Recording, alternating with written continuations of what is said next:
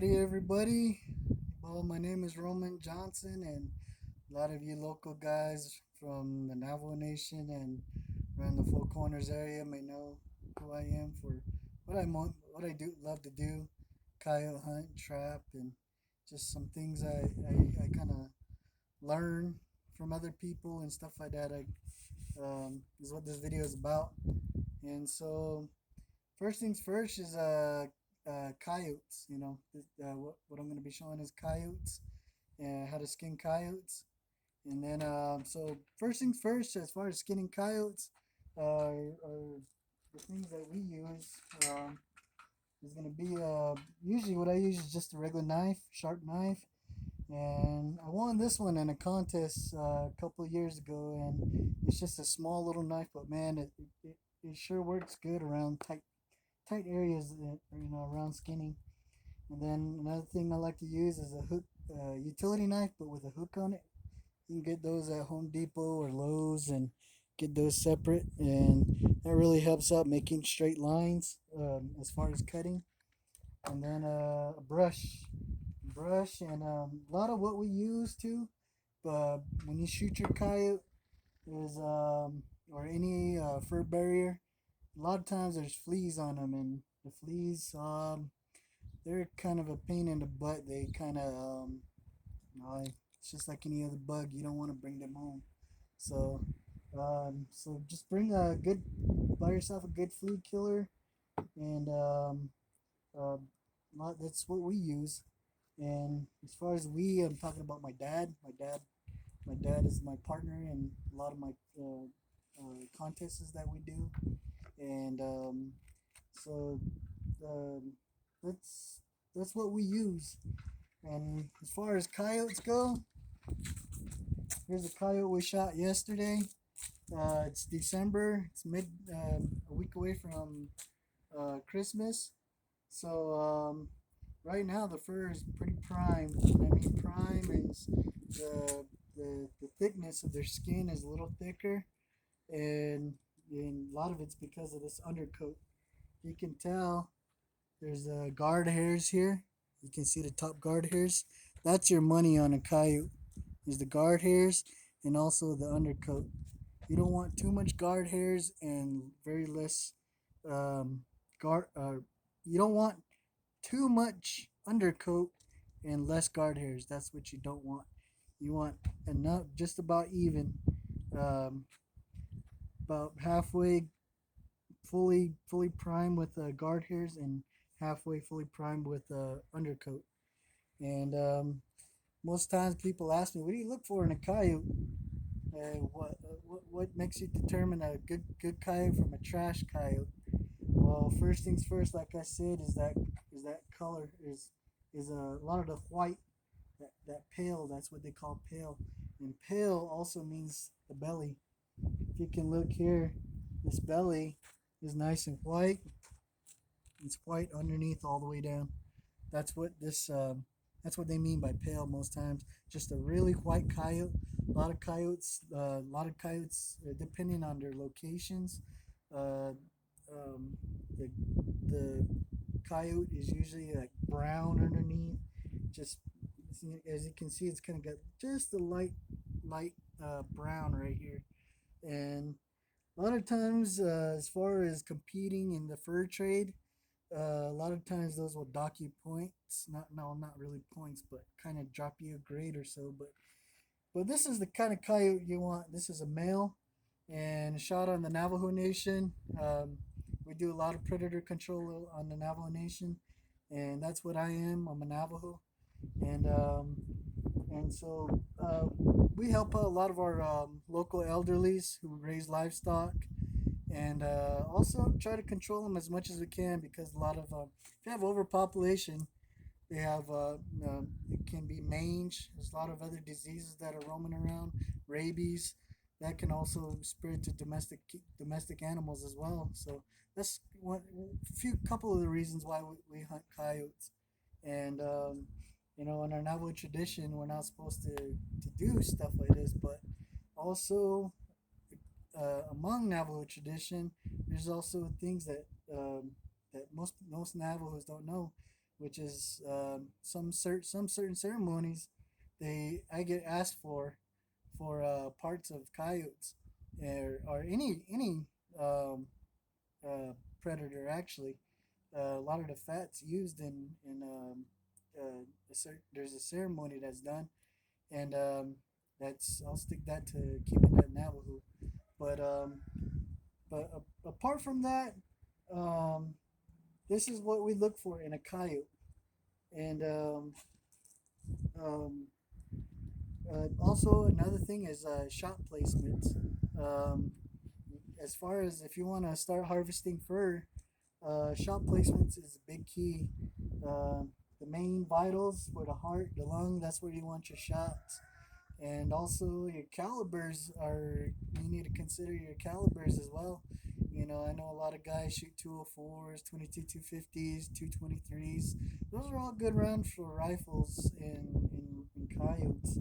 But in but if you're a fur guy, you know, if this is gonna be your passion, just your next hobby, what you want to do, and instead of just wasting coyotes, if this is what you want to start doing, consider smaller calibers as well. Some low velocity rifles, and that will also help with a lot of fur friendlies, what we call it. And this coyote was shot with a 17 Winchester Super Mag, and we actually had to shoot it twice, but that's okay. I see guys who shoot up a coyote with a 6.5 Creedmoor, and that coyote will have about 10 rounds in it. Said that thing got back up and they tried to knock it down. So the main key is shot placements, and also you don't want to blow them up. The more damage you have, the more sewing you have to do, and the more time you're gonna spend. And if it's an awesome coyote, yes, take the time to do a good job and present it to your sellers. That's what it is you're selling. You're any product that you sell, you don't want to sell a piece of trash product, and they're gonna pay you what you present. And so that's what same thing with fur trade. You're gonna want to sell some good quality fur, and divide your good fur to your bad fur, and keep those in different lots and different sales. And a lot of times there's independent buyers too. Guys who from big fur companies who will do truck stops, and they buy fur, and they're usually a little more lower price, but uh, the best one is to send it to the big auctions like Fur Harvesters, I believe, and NAFA, North American Fur Association, one of those type of um, sales. So that's our talk on kind of selecting a good coyote, and uh, this here is probably about one of our good top notch coyotes that we have on the Navajo Nation. So I want to go with this here, and then also what we'll start with is color. There's a color difference here. There's a color difference for starting from right here all the way down to the anus and back. That will It kind of fades out into the tail. So what we're gonna do is we're gonna cut around the ankle, cut it down, cut all the way down to the middle of the tail. And what I like to do is I like to cut down to the middle of the tail here as far as I can.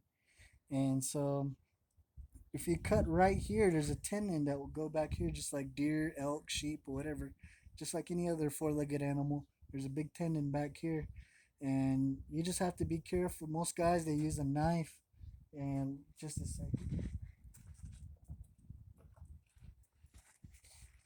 Most times, guys will get a knife, and they'll just use this knife as a starter, and they'll run this knife all the way down. But what I found is when you do that, you're also cutting into the meat, and that kind of it's tough to separate the two from each other. So um, I want to start off with cutting around the ankle right here.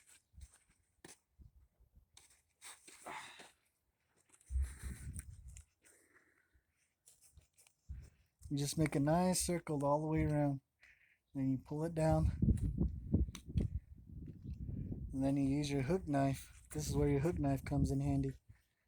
Is you get right into your cut. And you make your first incision. And then there's a certain way you got to kind of keep your hook knife at an angle. Just run it all the way down. And stay on that color difference. There's a white and there's a brown. So just stay on that color difference. And right here's a lot of times guys they they make a big boo boo here. And what I mean by that is there's a little pocket here from the leg right here, the leg and the tail. So let me find this difference here. So once you make your cut again, once you find it, there we go. You're just gonna have to push in and pull, and then always be careful because you don't want to cut yourself too.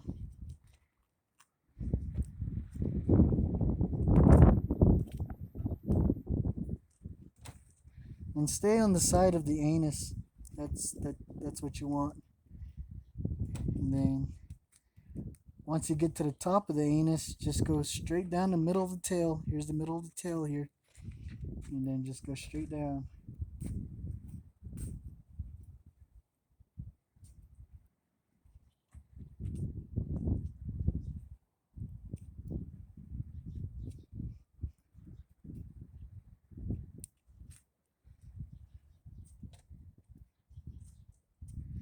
And we'll just do that for now. And so this is where my little knife comes in handy. I like to use this little knife because it maneuvers around really easy. As far as a big knife, and you might accidentally cut somewhere where you don't want to. That's why I like to use a little knife. So you're gonna have to cut around the tendons here.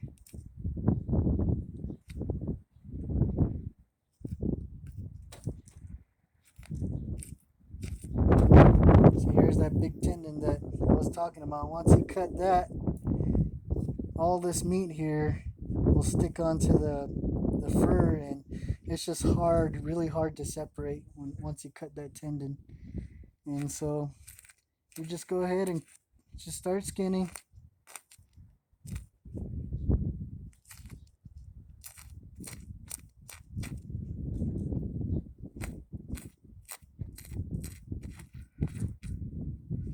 And usually when I get around the side, I usually just pull it down. Just pull it down. And then you got to be very careful not to rip it. And so you just pull down. And what I like to do too, another trick that I learned, instead of putting your knife down constantly, great knife holders, just stick it right back into the meat. Just hold it there.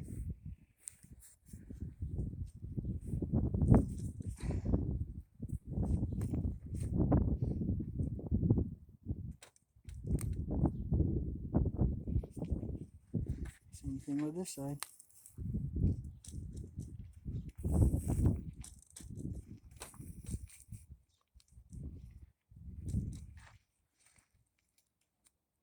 Here's one of the places where it was shot, and you're just gonna want to cut into the shot.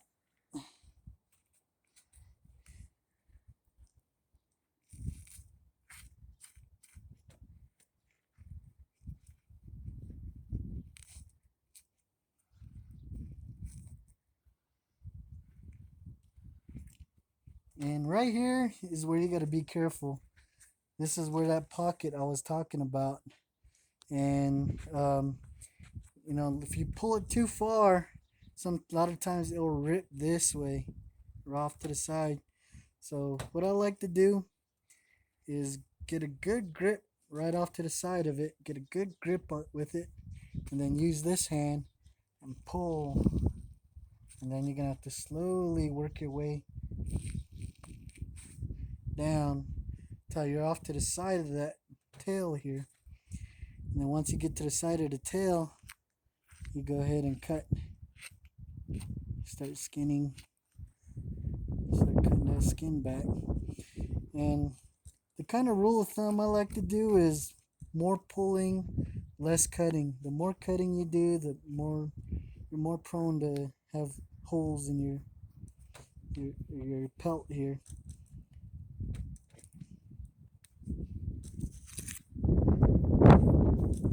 So back to the side, we'll just start peeling this down a little more.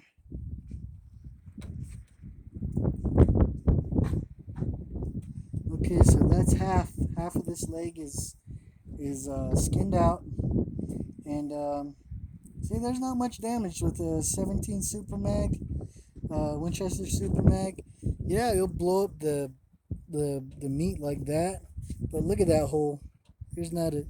Actually, this is the hole right here. This is the hole. That's the shot wound. Not even a quarter-inch size, and a shot like that, you don't even need to sew that up. And so that's the great thing about 17. A lot of guys like to make fun of 17 calibers, 22 calibers, but that's just why us fur guys love small calibers, is because of that reason right there. And so let me grab another strap here. And we'll work on the other leg.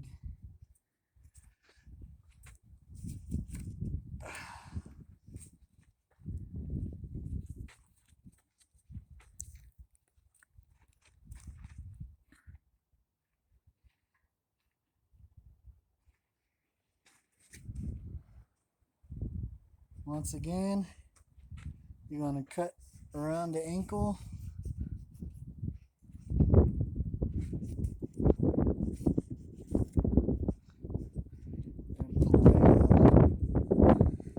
Pull it down until this skin is away from the feet. And most guys, a lot of guys I know, they usually cut their coyotes down here. A lot of times they don't want to start up here because they're scared of that tendon. But a lot of times guys are cutting right here around where the tendon is, and that's where a lot of mistakes happen. So I found it's better to move up. And also another reason is, like I said, everything's based upon presentation of your fur. And one thing that I found is that um, or I've heard from a video from a guy skinning a bobcat, and this video is called Top Dollar Cat. And if you're into trapping bobcats or shooting bobcats and harvesting fur, um, the one quote that he quoted was is that give more fur. You know, you want to give your buyer as much fur as possible. So, um, you know, that's just one of the reasons why I also try to give as much fur as I can to my buyers. And even though they may not do anything with it, but just because.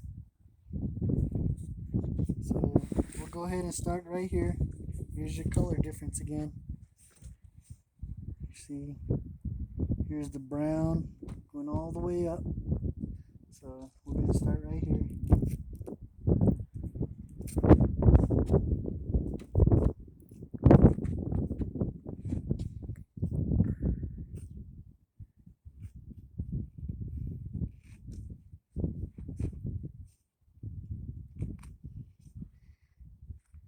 Then again, here's that little pocket here, which will be this little pocket right here. That's where a lot of mistakes happen, is this little pocket. So I'm just gonna dig into it and pull up. Just kind of keep spreading the fur. Make sure you're doing a good cut, and stay off to the side of the anus there. Till you reach your other cut. There you go. See one good straight long cut all the way up.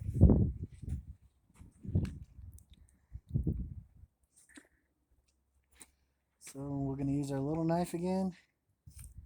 Start skinning around it.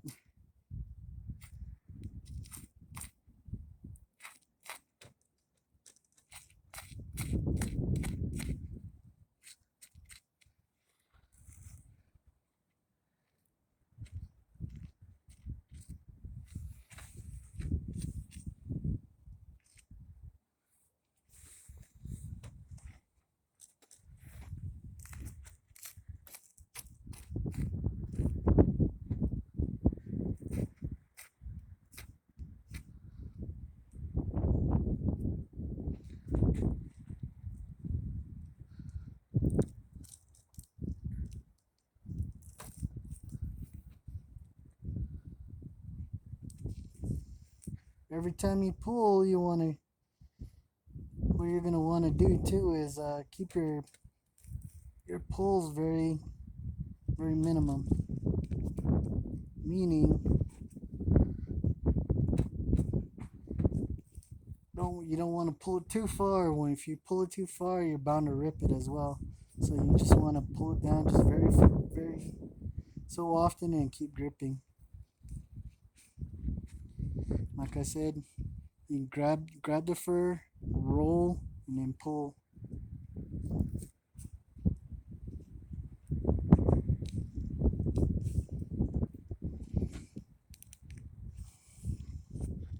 Okay, here's that side of that tail again.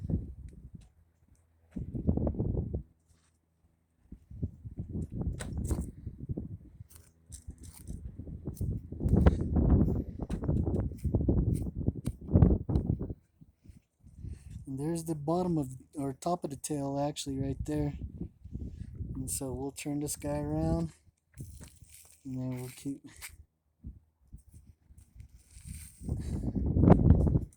pulling.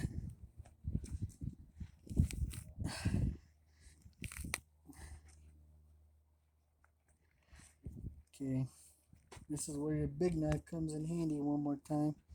The testicles of this coyote is right here, and what you're gonna do is you're gonna pull that back right at the base of the testicles. You're gonna want to cut down.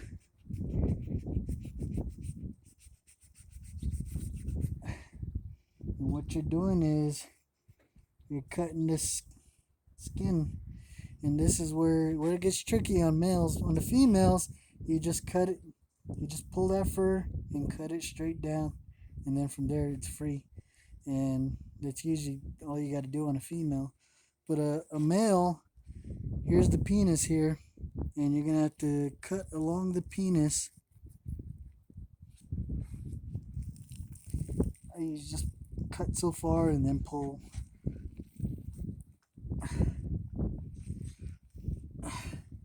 Okay, here's the penis, and then this is the crucial cut right here.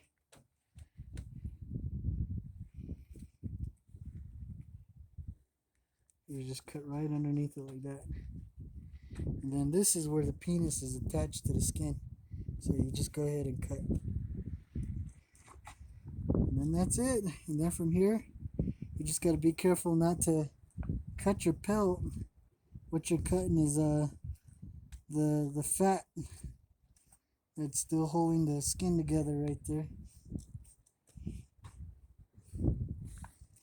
Okay. Now we've turned it back around. We freed the skin from around the private area of this coyote.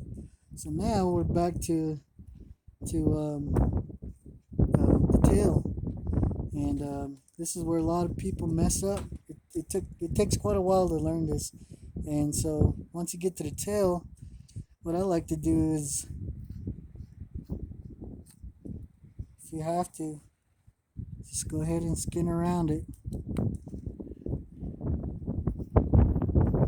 And then what I like to do, I like to get to where I can put my hand underneath and just slowly pull. And sometimes you'll have stuff like this where where the skin will stay attached to the tail here, and you can just go all the way around and slowly pull.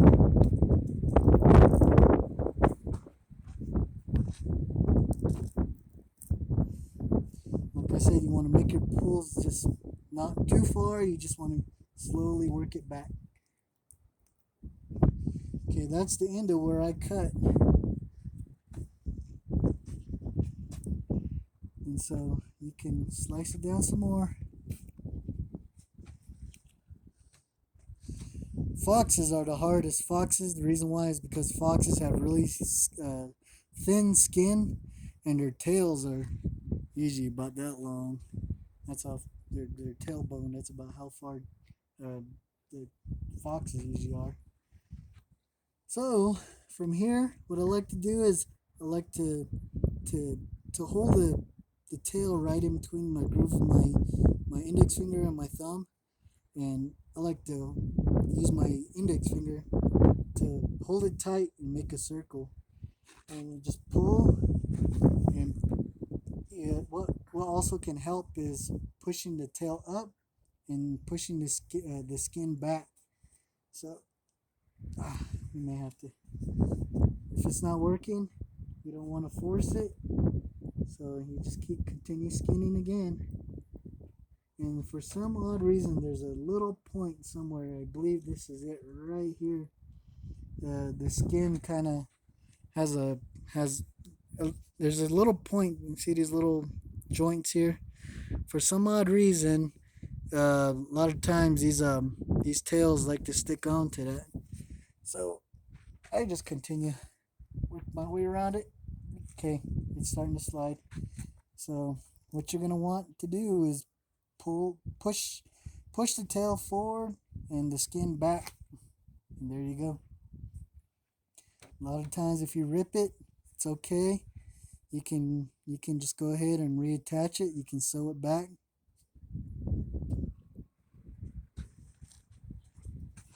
And the last thing to do with this here is open the tail completely all the way up. So you're gonna run that blade all the way to the end of the tail.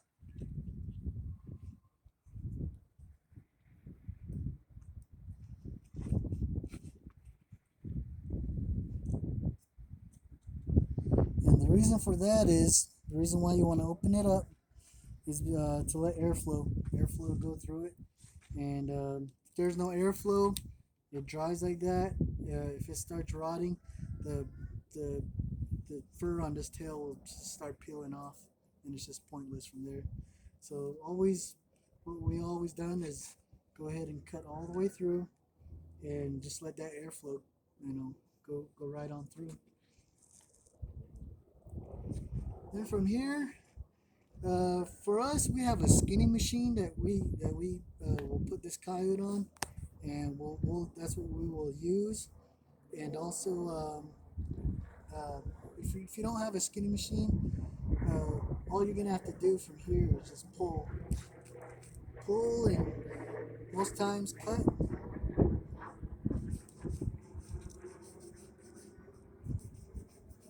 This time of the year, these coyotes are pretty fat, so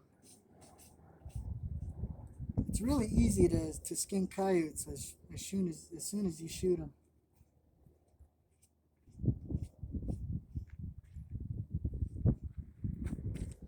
And so all you're gonna have to do is just the same thing. Grab as much fur as you can, and roll and push.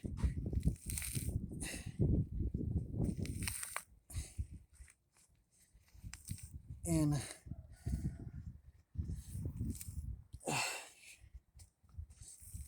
like I said, we shot this coyote yesterday. Even though it's pretty cool, a lot of times guys will worry about this. This is what we call green belly, and that's when the the the outer layer of meat that's attached to the skin, that's when it starts to rot, and a lot of times that happens because of the sun. Even in these cold days, that's what the sun will do, and that's okay as long as you give it a good flesh, give it a good flesh the skin the best you can, and then also what we've always washed our coyotes with after we skin and flesh is Dawn dish soap, the antibacterial. The reason why is because that antibacterial will kill this bacteria here, and then also put a borax on it. And once you have your skin drying, just have that borax on it, and it should take care of it. So that's what we've always done, and it's always worked well for us. So that's the main part in cutting a coyote as for starters. So right now we're gonna put this coyote on a skinning machine,